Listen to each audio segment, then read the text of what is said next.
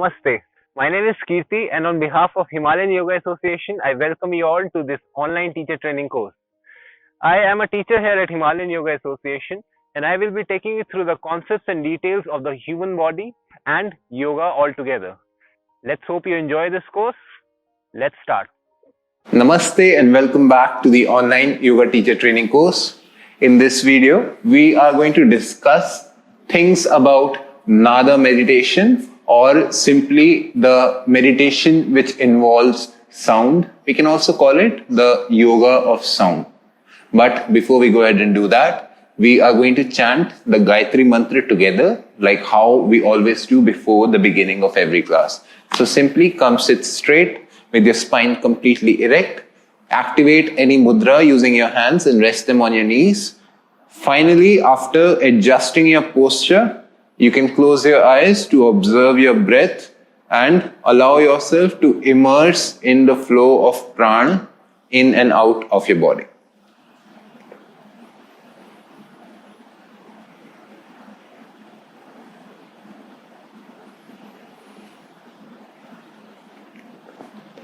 Your mind will create thoughts in the meantime. Try to keep it away and try to focus on the sounds, the sensations, and the flow of your breath completely.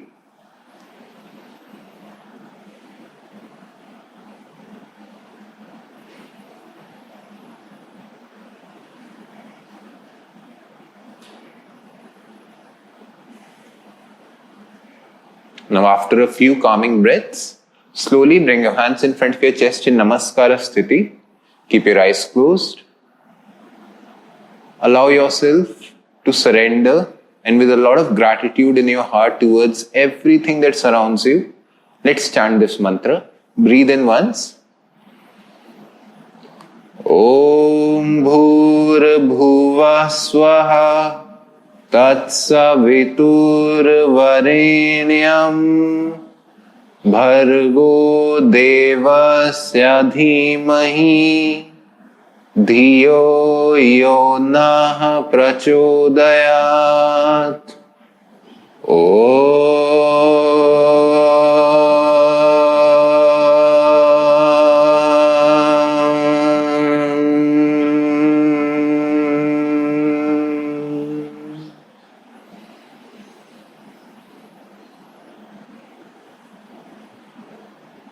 Having felt and absorbed the vibration and effect of the mantra, let's generate some energy between our hands by rubbing our palms against each other.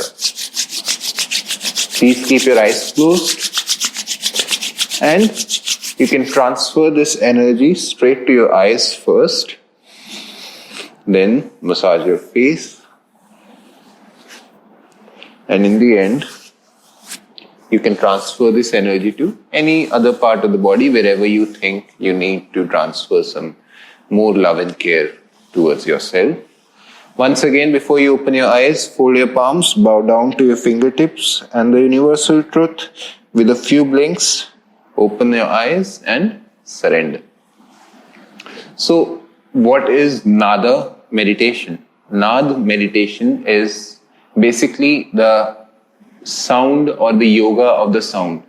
Nada meditation is nada. If you translate this word nada because of the spelling, but ideally if you go by traditional means, if you go by Sanskrit methods or standards, then it should just be pronounced as nad and not nada. But just for universal acceptability and pronunciation, nada is any yogic word, any Indian thing is having the A syllable in the end, which means that yoga is ideally and truly meant to be pronounced as yog. Dhyana becomes dhyan, asana becomes asan, and so on. Krishna becomes Krishna, Ganesha becomes Ganesh, Shiva becomes Shiv. So all these extra A's in the end, one way or the other, especially when it comes to these things, they are all there so that they can be easily pronounced universally. Nad meditation, Nad specifically, if you translate it, then it becomes the yoga of sound. And when it becomes nad meditation, then it becomes meditating through the sound. Now, why and how is sound an effective method through which you can engage your mind?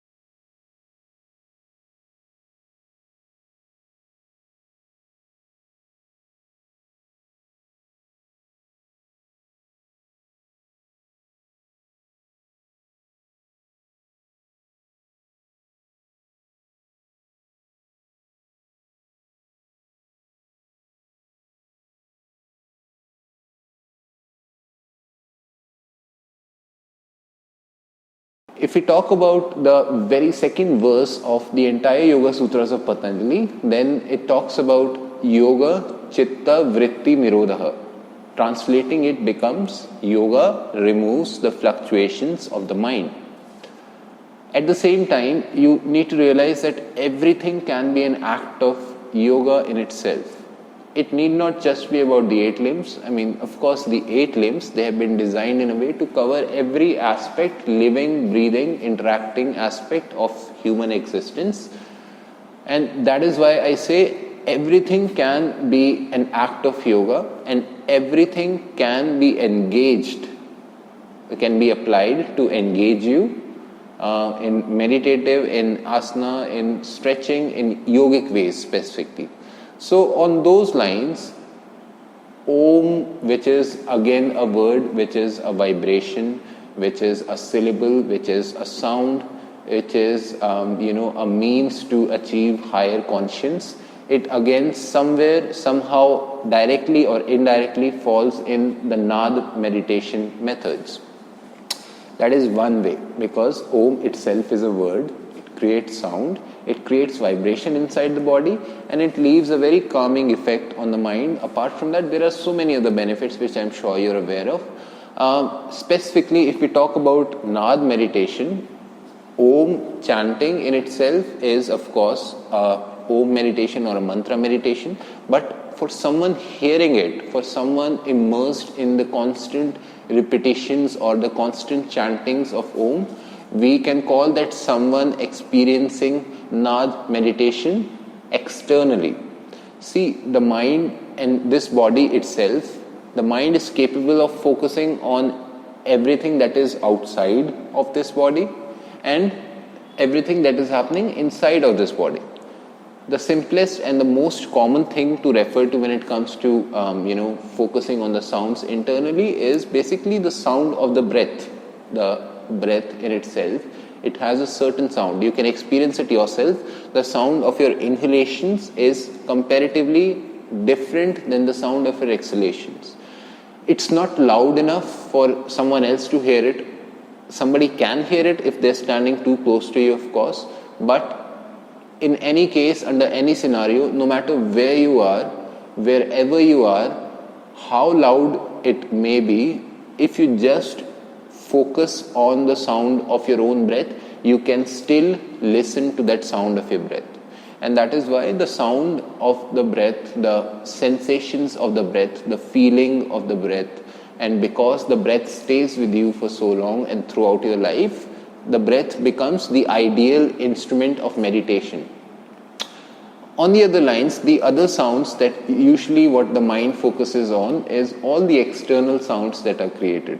It could be the sound of traffic, it could be the sound of birds, something playing on an instrument, the sound of TV, the sound of someone talking, the sound of the rain, the weather, the river, everything. And usually we are designed, we are trained, we are as human beings, if the Creator created us, then He gave us the sound, the ability to hear sounds. These ears were created so that we can stay away and stay conscious of the sounds. But yoga is more about an inward approach. Through all of this focus that we are creating on the outside, we are also creating so many thoughts in our mind. Every sound has the power to instigate a new thought inside the head. Every sound which the ears are able to hear, they have the power to awaken a different feeling, a different sensation, just by being a sound in itself. And that is why you may or may not be able to focus on the sounds of the outside on a consistent scale. That is why you cannot always meditate on the external sounds, because that, even though that is engaging the sense organ of the hearing of the ears, but at the same time it is also creating fluctuations in your mind. Now, does that mean you cannot meditate with sound at all? If we are having this discussion, then it means that now the meditation is useless. Actually not.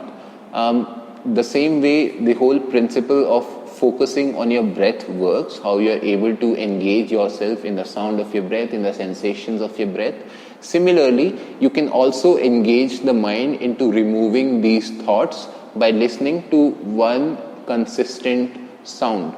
And for example, if you go by the example of listening to music, which is very consuming in itself, which is, obtaining and, collecting all of your entire conscience, your attention, your awareness.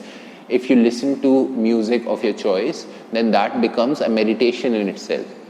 On those lines, we can also engage ourselves, or we can engage the sense of hearing, because the sense of hearing, the sense of smell, all of these sense organs, they are called sense organs because they have the ability to sense things in their own ways, and they have the ability to give the mind information that it needs. These sense organs, they are able to create imprints in your mind through which the mind is able to react to things.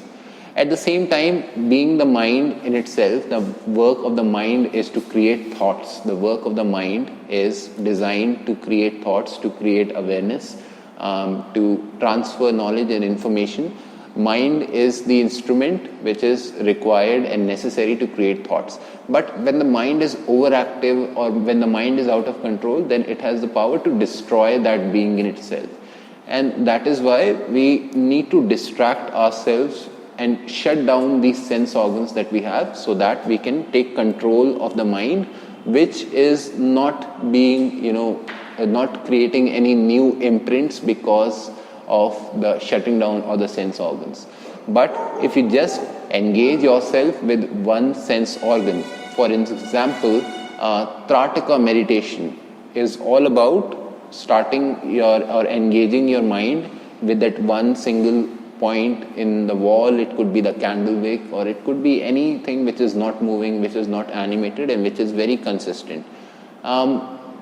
You can obviously to some extent meditate on the feeling of smelling something which is very consistent. If you like something, you can focus on it. It has the power to engage the mind. It has the power to create thoughts in your mind, and it has the power to distract you from chaotic thoughts. Any of these sense organs that we have, they have the ability to instantly distract you from the chaos that takes place with the thoughts in the mind. Nad meditation uses the same principle, but it utilizes the sound as the object of meditation, the sound as the point of focus in itself. And just like how you can experience, a different connection to a different music. You can, if you're listening to your favorite music, then you get completely engaged. You forget about all of your worries. You're just immersed in the whole experience in itself. And that is the single-mindedness. That is the single-pointed mindedness that is the base of Nad meditation. Now, the whole concept of meditating on the sound in itself has been a part of the Indian culture. Of course, you have these kirtans, you have these bhajans, you have these different instruments. Music, one way, or sounds, it is very closely embedded with the Indian culture, and it is usually practiced in ways in temples in the form of kirtans and bhajans, as you already know, if you ever experienced something like that. The sole purpose why people visit those places, because they say that going to temples calms their mind. Of course, there are so many psychological aspects that you go to the temple, you think the God lives there, and you start sharing your sorrows and you start feeling grateful. If you're feeling heavy, you just talk to the statue in front of you, which will obviously psychologically make you feel better to some extent. But if at all you have participated or if you have sat in any of these kirtans and bhajans, then the way these kirtans and bhajans, the music, the lyrics, the words, all of these sounds that you experience, they have the ability to engage you completely. And at that time, for no matter what duration you're sitting there, you will experience single-mindedness, a clear conscience, not being obstructed by constant random thoughts coming up in your head. And that is what the principle of sound meditation, that is what the basis of sound meditation is, engaging the mind with a single sound or with a sound which has the power to engage you completely. For instance, if we take the example of kirtans and bhajans, then if you've ever participated in any of these, then you'll realize that the lyrics in these kirtans and bhajans are very small, very short. They are not extensive like the lyrics of a song.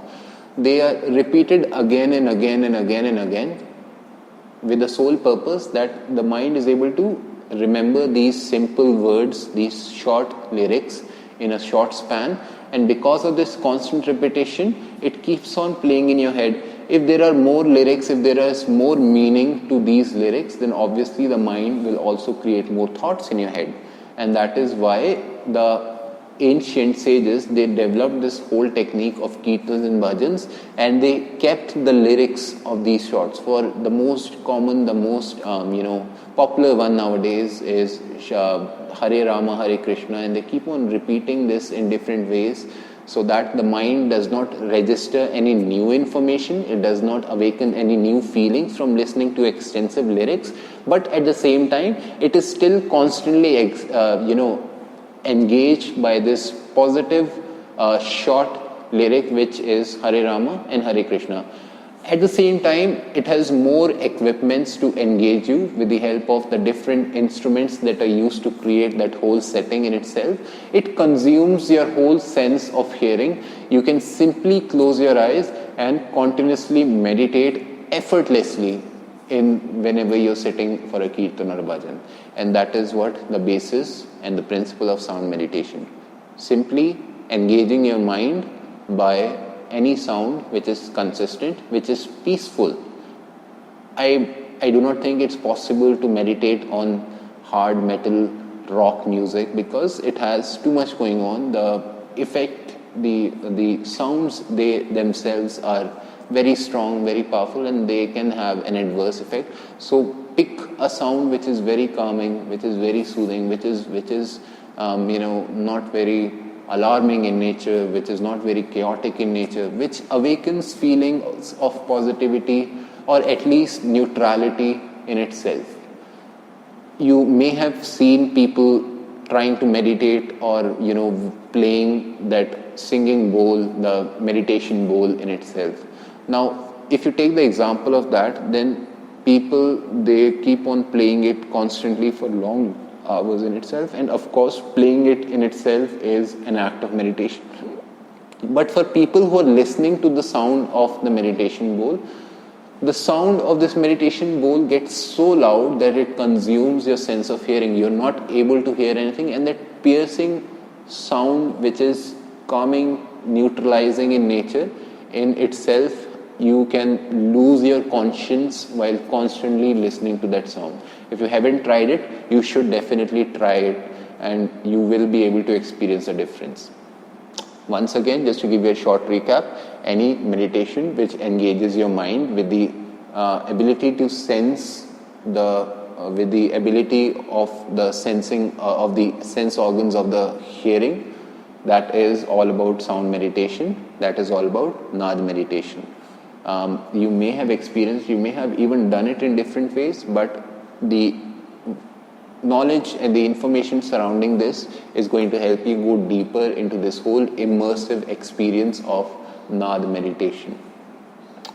The rules of Nad meditation, they apply in every case. You are, of course, required to sit still. You are required to let go of things. You are required to reflect inwards. But sound meditation is especially helpful for complete beginners because it engages the mind. People who don't have any experience with meditation or people who complain about not being able to meditate, they will get the most benefit from it.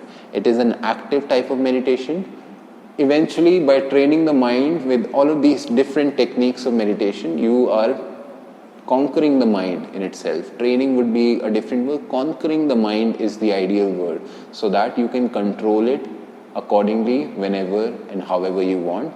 And that is when, by constantly meditating and putting the mind under a meditative state for long durations, for a long time, the mind develops it as a habit, and it will be able to meditate on a passive note. That means you do not really need to sit down to meditate in order to meditate. You can simply meditate while doing everything and while engaging yourself in any activity. That is what the passive meditation. Of course, only advanced people can reach that stage, but these advanced people must have been beginners at some point in their life. I hope you found today's video informative. I hope you found this video interesting as well. Please remember this.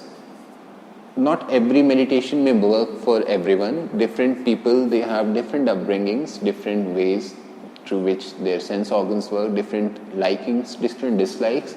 Something that may work for someone may not work for someone else. So if you so far haven't been able to meditate on the different types of meditations, then go ahead and keep trying the different methods to being able to meditate. I am pretty sure you will be able to experience that state of meditation, and whenever that happens, you will come out a better person. I will see you again next time. Until then, thank you and namaste.